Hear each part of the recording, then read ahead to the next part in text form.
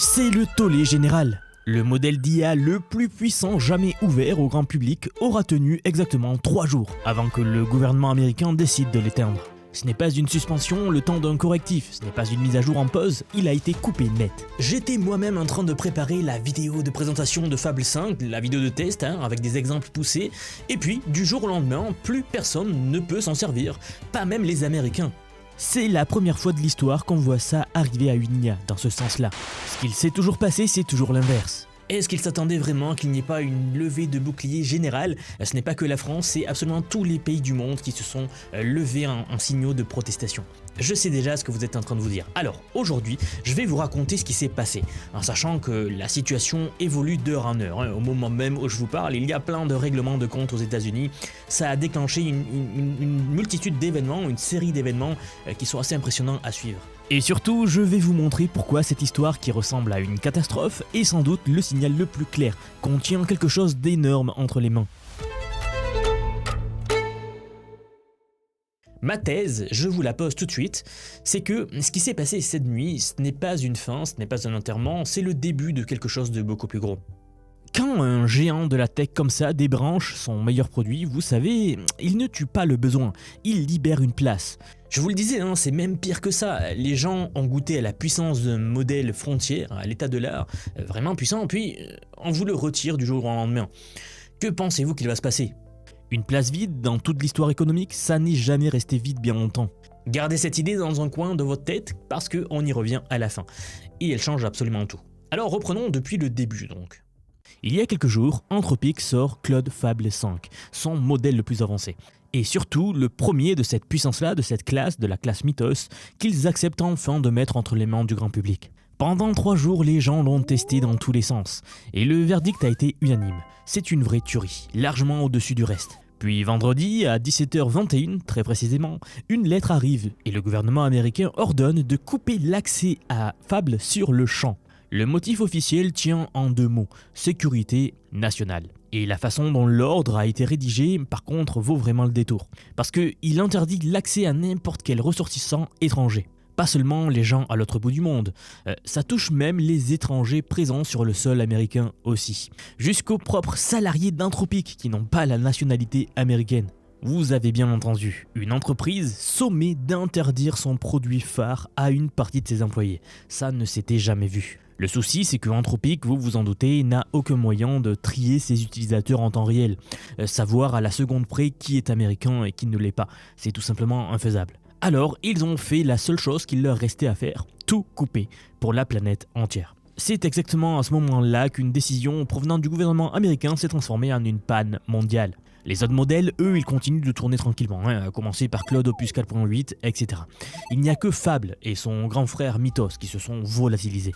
Les États-Unis n'ont pas dit que le modèle était trop dangereux pour leurs propres citoyens. Ils ont dit qu'il était trop dangereux entre les mains des autres citoyens. Quelque part sur la planète, des gens avaient construit leur travail autour de ce modèle frontière-là. Ils arrivaient à faire des choses qu'ils n'arrivaient pas à faire avant. Et vendredi soir, tout à coup, ils se sont réveillés avec rien, plus rien, sans le moindre préavis. Cela dépendait d'un outil, et c'est pas bon. On verra d'ici la fin de la vidéo pourquoi ceux qui dépendent, eux, d'une méthode plutôt que d'un outil, n'ont pas passé un aussi mauvais week-end que d'autres. Du côté du gouvernement américain, la seule réaction publique tient en une seule petite formule lapidaire. En substance, ils nous disent que certaines choses comptent plus que les revenus d'une entreprise, plus que les gros titres, et plus qu'une valorisation avant une entrée en bourse. Le tout emballé dans un package de America First, comme d'habitude. Voilà pour le ton. Donc, on est en plein dans la géopolitique, n'est-ce pas? Mais d'où vient cette panique, au juste, à votre avis? Qu'est-ce qui leur a fait prendre cette décision? Officiellement, ça vient d'une faille de sécurité. Quelqu'un a trouvé comment contourner les protections du modèle. C'est ce qu'on appelle un jailbreak dans le jargon IA. La technique, d'après ce qu'on en sait, est presque vexante même de simplicité. Vous demandez au modèle de lire une base de code pour en corriger les défauts. Sauf que, en cherchant à réparer les trous, il vous montre exactement où ils se trouvent, n'est-ce pas? À partir de là, il suffit de faire l'inverse, de réparer pour avoir une jolie liste de portes ouvertes. Alors franchement, la réponse d'Anthropic vaut le détour.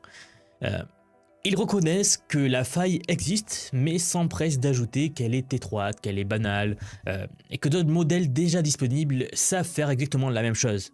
Au passage, il cite un nom, GPT-5, celui d'OpenAI que des, je cite, millions de gens utilisent chaque jour sans que ça n'émeuve personne.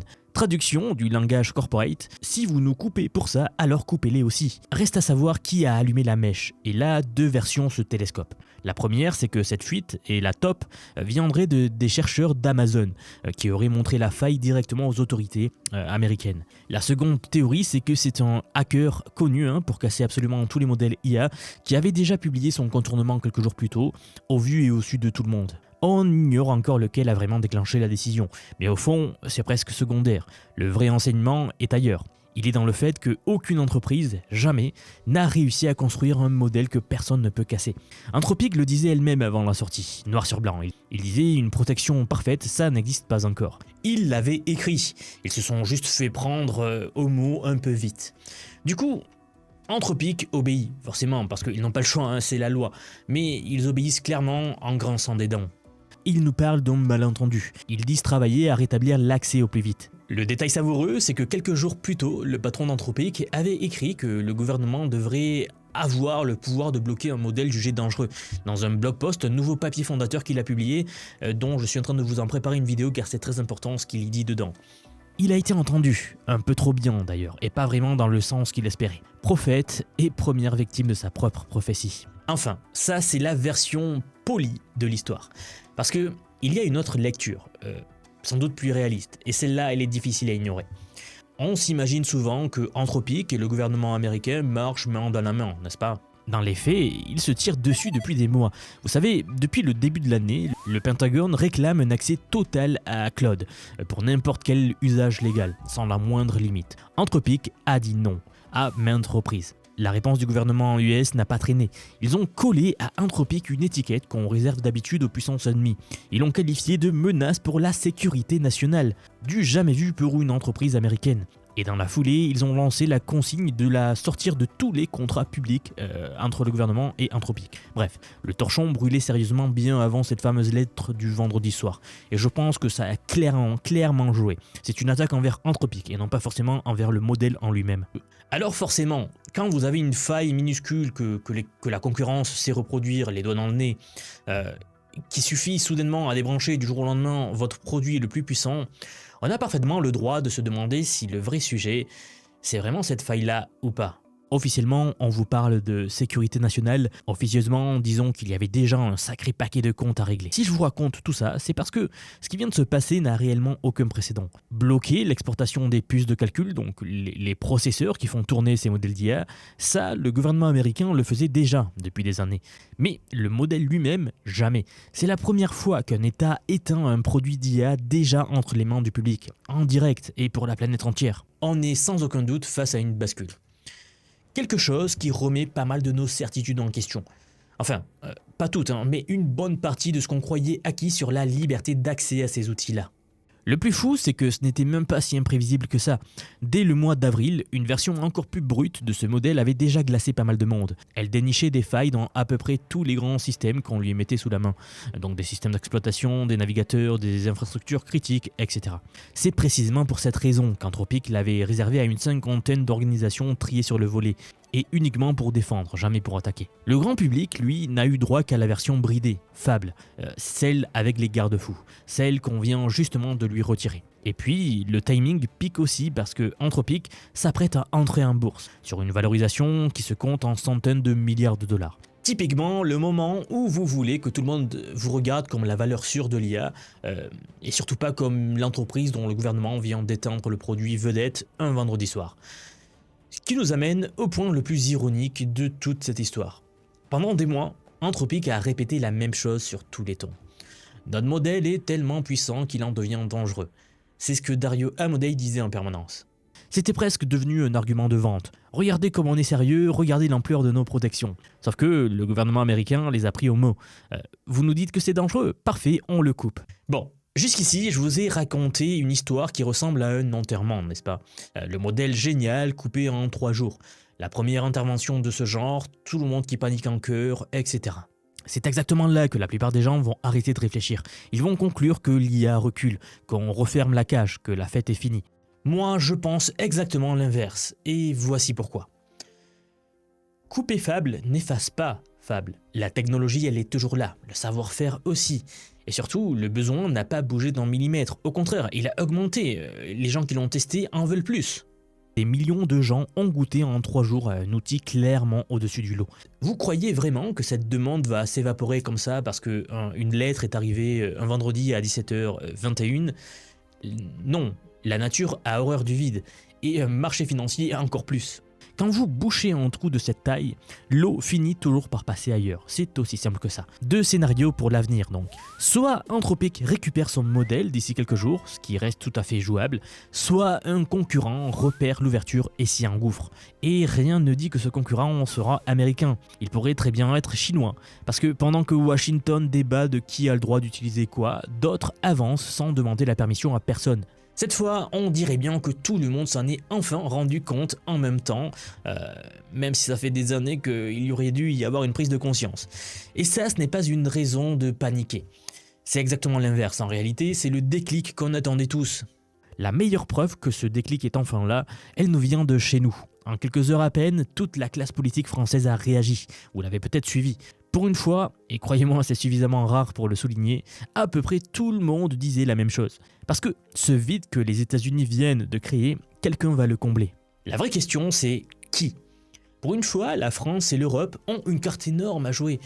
On a les chercheurs, on a les talents, on a les ingénieurs, on a des labos, on a la technologie pour produire l'énergie, pour alimenter des data centers, etc. Ce qui nous manquait, ce n'est pas le cerveau, c'était l'urgence et la conviction qu'on avait le droit de jouer dans la cour des grands. Et puis, c'est sans doute la vérité que toute cette histoire révèle mieux que n'importe quelle conférence de presse. À partir du moment où des États se battent pour savoir qui a le droit de parler à un assistant IA qui écrit du code, vous n'êtes plus dans une mode passagère ni dans un gadget rigolo. Je le dis depuis des années déjà. L'IA, c'est quelque chose de sérieux, de très très sérieux qui va tout changer. Vous êtes dans quelque chose qui pèse à l'échelle des nations, au même titre que l'énergie ou l'industrie. Et dans une bascule pareille, ceux qui s'en sortent ne sont jamais ceux qui paniquent en lisant les gros titres.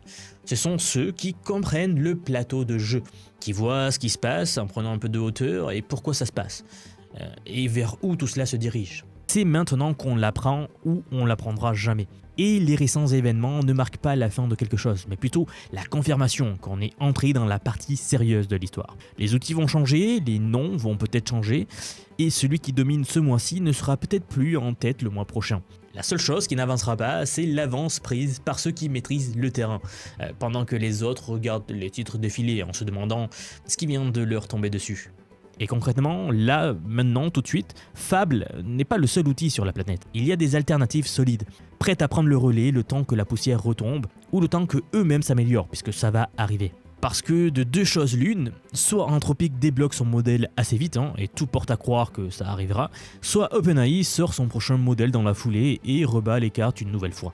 Dans les deux cas, ceux qui ont suivi mes cours ne sont pas restés le bec dans l'eau, ils savent déjà sur quoi basculer et comment garder le travail qui tourne pendant que les autres rafraîchissent la page en espérant que ça revienne. C'est toute la différence entre dépendre d'un seul outil et maîtriser une méthode. Alors, si vous en avez assez de découvrir ces bouleversements en simple spectateur, toujours avec un train de retard, si vous voulez être celui qui comprend la mécanique de l'IA au lieu de la subir, si vous avez senti que maîtriser l'IA n'est plus vraiment une option, mais une forme de sécurité pour l'avenir, vous avez tout à fait raison. Et j'ai justement quelque chose pour vous. J'aimerais vous dire que depuis quelques mois déjà, j'ai construit un programme d'apprentissage unique. Je vous apprends l'IA sous tous ses aspects. C'est un parcours que j'ai créé et pensé pour vous transmettre tout ce que je sais. Alors non seulement sur les modèles d'IA comme ChatGPT, Gemini de Google, Grok de Elon Musk, Claude, etc. Je vous montre en fait et surtout la manière de les intégrer concrètement dans votre vie, dans votre travail, dans vos projets. Et ce que vous soyez salarié, indépendant, entrepreneur ou même à la retraite. Car oui, nous avons beaucoup de retraités dans la communauté et ils utilisent l'IA au quotidien. J'ai récemment sorti la plus grosse mise à jour à ce jour de la formation. Ça fait un petit moment que j'en parlais, mais ça y est, elle est là, elle est en ligne. C'est un module entièrement dédié à l'automatisation par IA, donc en utilisant N8N. Autrement dit, la création d'agents IA, donc des espèces de salariés virtuels qui vont travailler pour vous et tout faire pour vous. En somme, vous faire gagner des heures et des heures et des heures. Vous êtes déjà plus de 6 à 7 000 à avoir rejoint ce programme, donc merci pour tout ce soutien. Et enfin, sachez qu'il n'y a pas besoin d'être développeur, pas besoin d'avoir un profil technique. Je vous prends par la main et pas à pas, avec des leçons vidéo claires, des cas concrets pratiques, on voit tout ce qui touche à l'IA. Dernier point, mais pas des moindres bien sûr, si vous nous rejoignez aujourd'hui, vous aurez accès à toutes les évolutions du futur. Sans surcoût, accès illimité à vie à tout ce que je veux vous apprendre. Donc aujourd'hui, c'est un paiement unique, ce n'est pas un paiement mensuel, c'est juste un paiement unique et vous aurez accès à vie à toutes les mises à jour que je vais faire en permanence et que je fais en ce moment même d'ailleurs.